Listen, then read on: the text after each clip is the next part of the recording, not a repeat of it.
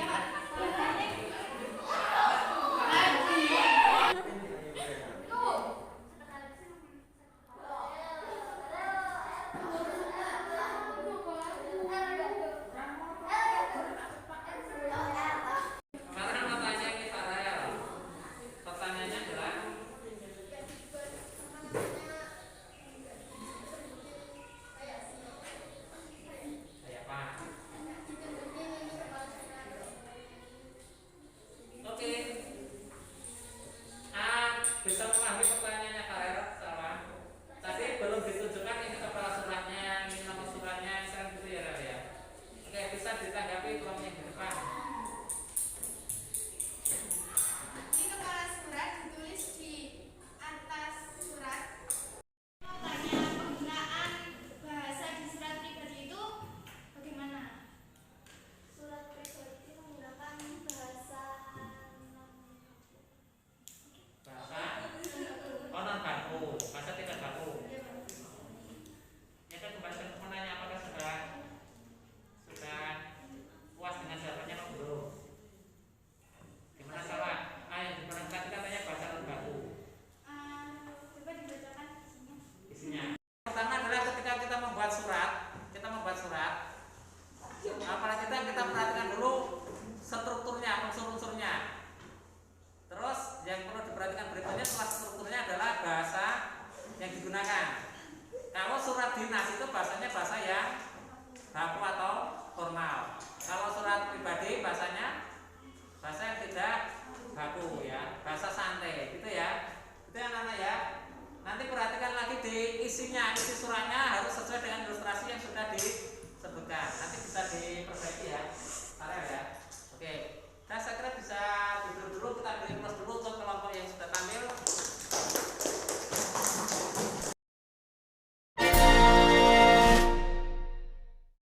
Pada hari ini tadi kalian sudah mendapatkan pembelajaran tentang apa? surat tambahan. Surat dinas dan surat pribadi. Terus kalian juga sudah tahu kan, misalkan ketika kita harus menulis surat dinas atau surat pribadi, nanti kita harus berpedomannya pada apa? Misalkan strukturnya, unsur-unsurnya, terus apa lagi? Tapi yang formal, tidak formal, baru tidak baru tadi Pak. Cara penulisan, bahasanya ya. Baik anak-anak, dari pembelajaran kita hari ini, kalian merasa ada kendala apa tidak? Kesulitannya apa? HP-nya kenapa? Oh, tidak ada? Bisa ya? Tidak? Semua tidak? Ya, alhamdulillah.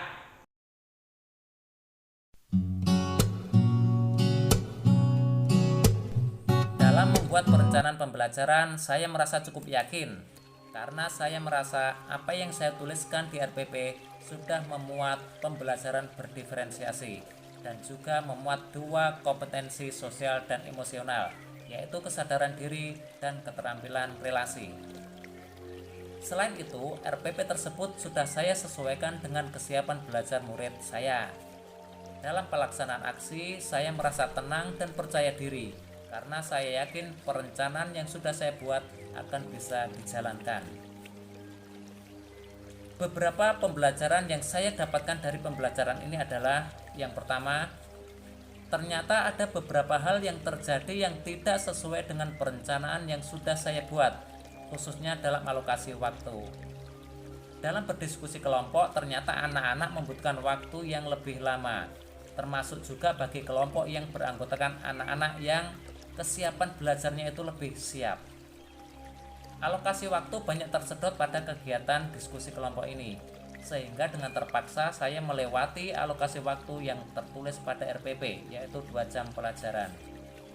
Berkaitan dengan hal tersebut, untuk kedepannya mungkin saya bisa memberikan tugas kelompok yang bobotnya lebih ringan daripada saat pembelajaran ini, namun tentunya dengan tetap memperhatikan indikator pencapaian kompetensi.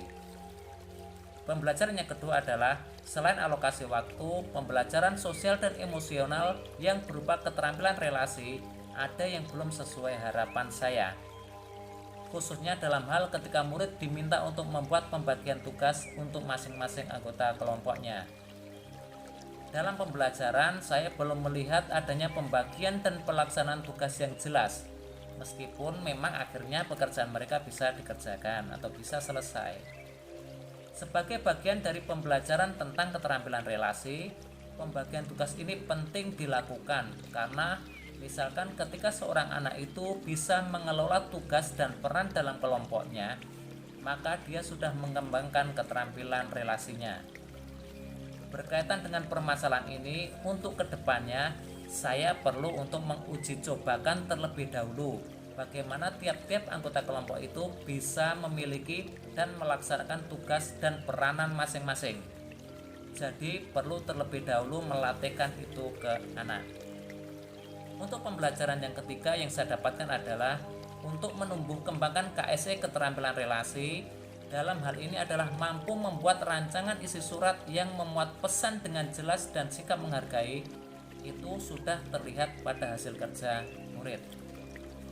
Untuk yang keempat, untuk KSE kesadaran sosial juga sudah terlihat pada interaksi murid dalam pembelajaran ini. Hal ini bisa dilihat ketika murid berkomunikasi dalam diskusi kelompoknya, serta ketika mereka mempresentasikan hasil kerja kelompoknya. Masing-masing anggota kelompok bisa saling menghormati dan bisa menerima perbedaan pendapat secara baik. Hanya dalam hal ini, ada satu anak laki-laki yang saya temui yang awalnya itu tidak mau bergabung dengan kelompoknya. Katanya dia tidak suka dan tidak mau bergabung dengan mereka. Namun setelah saya lakukan pendekatan beberapa waktu, saya beri pengertian, akhirnya anak itu mau bergabung dengan kelompoknya. Ya meskipun awalnya terlihat dia kurang ikhlas.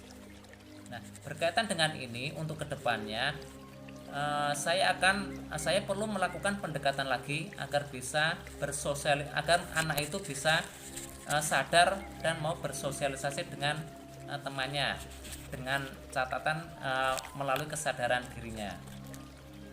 Yang kelima adalah untuk pendiferensiasian konten, proses dan produk itu sudah bisa berjalan sesuai rencana. Berkaitan dengan pembelajaran yang saya dapatkan tersebut, ada hal yang membuat saya senang, namun ada juga yang masih menjadi PR saya untuk kedepannya. Ya, senang karena ada peningkatan pelayanan terhadap kebutuhan belajar murid yang dulunya kurang atau bahkan tidak saya perhatikan, tetapi sekarang saya perhatikan. Untuk PR-nya adalah karena ada target-target yang tidak sesuai dengan keinginan atau harapan saya. Untuk kedepannya PR-PR tersebut harus saya kerjakan dengan baik dengan mempertimbangkan kasus yang terjadi pada proses pembelajaran tadi.